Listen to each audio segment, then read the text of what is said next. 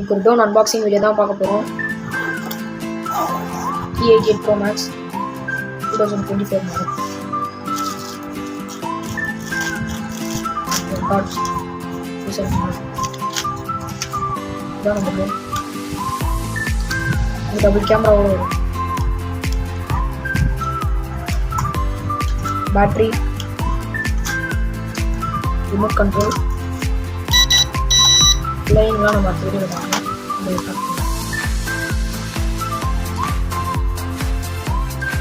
Doppler card போடுறோம்.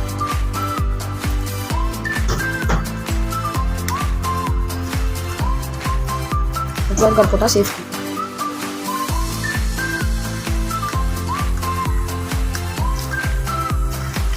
அதேமாரியே இந்த board சைடும் போகும்.